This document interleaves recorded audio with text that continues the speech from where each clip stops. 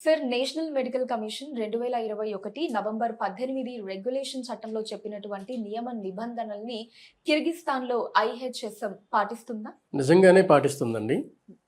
ఎందుకు పాటిస్తుంది అంటే జనరల్‌గానే నా చేతిలో ఆ చట్టం ఉందండి.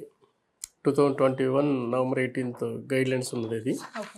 ఇందులో ఏం చెబుతుందంటే ఫారెన్‌లో మెడికల్ ఎడ్యుకేషన్ ఎలాగుండాలంటే ఇండియాలో ఎలా ఉందో అలాగే ఉండాలి. మన ఇండియాలో 4.5 years medicine, 1 year internship, English language, అలాగే లైసెన్స్, ప్రాక్టికల్స్ ఇది మన దగ్గర ఉన్న సిస్టమ్ కదా. గవర్నమెంట్ కాలేజీలైనా ప్రైవేట్ మెడికల్ కాలేజీలో ఉన్న సిస్టమ్ అంతా ఇదే. అవును. ఇలాంటి సిస్టమే అబ్రాడ్లో ఉండాలనేది ఆ చట్టం చెప్తుందండి. యాక్చువల్గా ఇలాగే అబ్రాడ్లో ఎందుకు ఉంటుంది?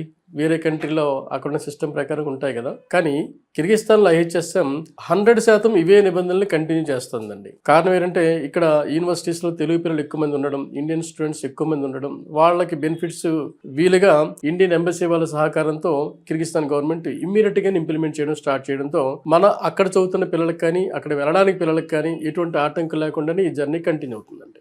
సో 100% ఈ నియమ నిబంధనలు పాటిస్తున్న యూనివర్సిటీ కిర్గిస్థాన్లో ఐహెచ్ఎస్ఎం. లాస్ట్ ఇయర్ మనకి యూనివర్సిటీ వైస్ రెక్టర్ గారు మన హైదరాబాద్ వచ్చారండి. మన ఆఫీస్ నుండి ప్రెస్ మీట్ కూడా నిర్వహించారు. ఆయన ఏమన్నారంటే ఆల్మోస్ట్ అన్ని లీడింగ్ పేపర్లు కూడా అది టెలికాస్ట్ అయింది, ప్రింట్ అయింది ఆ న్యూస్. ఆయన ఏమన్నారంటే కిర్గిస్థాన్లో ప్రస్తుతానికి మా యూనివర్సిటీకి మాత్రమే ఈ అన్ని నిబంధనలు పాటిస్తున్న యూనివర్సిటీని ఆయన అనౌన్స్ చేశారు హైదరాబాద్కి వచ్చి. సో నిబంధనలు పాటిస్తున్న ఏకైక యూనివర్సిటీ ఐహెచ్ఎస్ఎం.